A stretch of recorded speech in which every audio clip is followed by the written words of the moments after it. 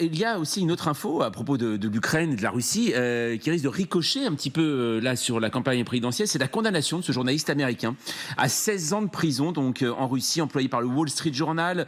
Evan Gershkovich devra purger sa peine dans une colonie pénitentiaire au régime sévère. C'est vrai que bon, d'un coup, quand on parle de colonie pénitentiaire, régime sévère, ça peut rappeler Alexei Navalny et sa fin tragique. D'ailleurs, la veuve de l'opposant politique russe a réagi à la condamnation du journaliste américain sur X. Je vous propose de découvrir d'ailleurs ce message de la part donc de la femme d'Alexei Navalny ou pas, on le verra voilà dans un instant.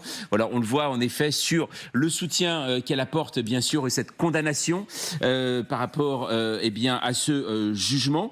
Vladimir Poutine, c'est une chose assez étonnante, Denis Kataev, de l'entendre parce que là on se retrouve dans à peu près la même configuration que lors de cet échange avec la basketteuse américaine Brittney Griner qui avait été échangée avec Victor Bout qui était un marchand d'armes. Et là Vladimir Poutine il voudrait échanger ce journaliste américain contre Vadim Krasikov qui est un ressortissant russe incarcéré en Allemagne pour l'assassinat d'un opposant tchétchène. Donc on voit qu'en effet donc, les choses se règlent à base de prisonniers et d'échanges. En fait, il n'y a pas de procédure claire aujourd'hui pour d'échange, mais sur les pratiques, d'abord, il doit avoir la procédure judiciaire, la procédure judiciaire. Donc, il a été condamné à 6 ans de prison aujourd'hui, et peut-être c'est un bon signe à côté du Kremlin. Peut-être ils sont prêts pour échanger Evan Gershkovich aujourd'hui, parce que oui, on a eu le cas de la basketteuse américaine, mais en même temps, Alexei Navalny, il était aussi prêt à échanger avant sa mort en prison et il était tué avant peut-être les échanges parce que Yulia Navalny, il a évoqué ça, il a évoqué le scénario comme ça. Ouais. C'est-à-dire que, oui, bien sûr, peut-être c'est un bon signal et peut-être ils sont prêts à commencer la procédure d'échange aujourd'hui avec Evan Gershkovich, mais à qui, contre qui il va changer parce que Krasikov, il est toujours en Allemagne, il est toujours en prison en Allemagne, et les États-Unis, ils ont refusé de le livrer. Oui, le libérer. Ouais, c'est-à-dire qu'il y a deux solutions aujourd'hui, mais juste deux mots, parce que je suis en contact avec des amis, les amis d'Evan, et je le connais personnellement, et il est en forme. Il est sourit devant le tribunal. Il sent que on le voit là, l'image. Oui, il va libérer bientôt. Bon, bah écoutez, en tout cas, on l'espère. Mais Jean-Éric Brema, ces affaires, en effet, comme avec Brittney Griner, donc cette basketteuse américaine qui avait été échangée, là, de nouveau avec ce journaliste du Wall Street Journal, quel impact ça a sur la société américaine? Est-ce que il y a une émotion autour de ces prisonniers en Russie, en plus avec la Russie, donc avec ce parfum dont on parlait de guerre froide, ça touche aujourd'hui la société américaine? Pour Briner, oui. Il y avait eu une vraie émotion et c'est vrai que l'échange avait eu un impact. Pour Gershkovich, c'est vrai qu'on en parle moins, même si dans les sphères politiques, on en discute, puisque on sait que Biden, il répond régulièrement à des interviews sur la question, dit qu'il travaille très dur, mais qui ne révèle rien parce que ça pourrait faire capoter un éventuel échange. Trump en a parlé au moment de la convention en disant qu'il avertissait solennellement Poutine qu'il fallait qu'il soit libéré avant qu'il arrive parce que sinon, c'est comme d'habitude. Mais en tout cas, c'était sur la table. Le peuple américain voit ça quand même de loin. Ce qu'on n'aime pas, c'est avoir des otages qui sont pris ailleurs. Mais il y a d'autres Américains qui sont encore en Russie. Il y en a 8 autres, dont le plus ancien y est depuis 14 ans. Et il y en a une qui a encore été arrêtée hier. Donc vous voyez, c'est une affaire qui n'est pas terminée. Et un dernier mot pour Krasikov, vous l'avez dit, mais que ce soit bien clair, il était déjà dans le panier au moment de Griner, puisque Poutine avait déjà demandé, les Américains avaient dit, on va le dire un niet, en tout cas un no, absolument ferme. Je ne pense pas que ça va changer cette fois-ci. Très rapidement, avant que je vous passe la parole, mais juste un mot de Kataev. Ce qui est fou, c'est quand même le profil des gens contre lesquels sont échangés. Là, on a parlé de Victor Bout, marchand d'armes. Là, Vadim Krasikov, un ressortissant russe, on pense espion, incarcéré en Allemagne pour l'assassinat d'un opposant tchétchène.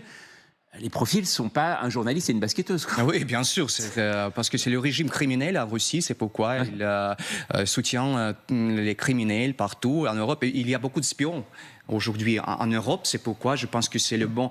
Ils ont pris en otage Evan Gershkovich. Et bien sûr, Evan Gershkovich, il est victime du régime Poutine. Il est victime des relations bilatérales entre les États-Unis et la Russie. Et je voudrais dire que peut-être c'est qu'un chantage contre les États-Unis. Vous ne voulez pas négocier. Voilà la sentence démonstrative pour Evan Gershkovich de 16 ans de prison. Et il ne faut pas oublier que le marin américain, Paul Whelan, il est toujours en prison depuis 6 ans. Il a été condamné aussi comme un espion. Et voilà, c'est-à-dire que peut-être c'est que le chantage. Alors, Michel Darkansky, ce qui frappe quand même, et ce qui nous avait marqué avec Brittney Griner, c'est qu'il y a une guerre en Ukraine, il y a une tension maximum entre Moscou et Washington. Mais pourtant, en fait, on a l'impression qu'ils se parlent, mine de rien, parce qu'il faut organiser ces échanges. C'est-à-dire qu'il y a quand même toujours un dialogue qui existe entre États américains et Russes. Mais c'est pas parce qu'il y a adversité qu'il n'y a pas de dialogue. Il y a toujours dialogue. Parce que ce dialogue est nécessaire entre les grands du monde, que ce soit les Chinois, les Russes, les Iraniens et les Israéliens, etc. Je veux dire, il y a nécessité à un moment donné qu'il y ait un dialogue souterrain qui ne vient pas sur la place publique, mais pour qu'à un moment donné, on puisse faire avancer certains dossiers, il y a toujours un dialogue. Alors, mais il ne faut pas se méprendre. Le dialogue ne veut pas dire que je donne quitus à l'autre. Ça veut dire que simplement, nous sommes dans les affaires du monde et qu'à un moment donné, il faut pouvoir discuter sécurité, il faut pouvoir comprendre où en est l'adversaire potentiel, connaître ses velléités, quelles sont ses lignes rouges, avoir des choses très ténues. Et oui, il y a un dialogue qui se fait à bas bruit. C'est pour ça d'ailleurs que dans toutes les ambassades, il y a, que ce soit en France, aux États-Unis, en Chine ou n'importe où, des attachés militaires qui ont ce rôle avec, voilà, moi je peux vous prendre l'exemple en Israël où à l'ambassade de France, il y avait les représentants pour le grand armement français, et puis à côté il y a les services de renseignement, et ça se fait dans tous les pays du monde. Donc voilà, ce dialogue, il est nécessaire. Parce que s'il n'y avait pas ce dialogue, effectivement, ces personnes qui sont mises en prison n'auraient aucun espoir. Aujourd'hui, elles servent, certes, c'est tragique, elles servent de monnaie, d'échange sur des points qui ne viennent même pas sur la place publique, parce que je pense que les velléités réelles et des Russes et des Américains sur ce type d'échange sont sur des arrière-plans dont aujourd'hui on n'a pas connaissance. Jean-Éric Brana, rapidement, d'ailleurs Poutine se sert la campagne américaine. Il sait qu'il y a un président qui est fragilisé aujourd'hui, Donald Trump, mais que c'est encore loin, le 5 novembre. Il se sert aussi de ce moment ?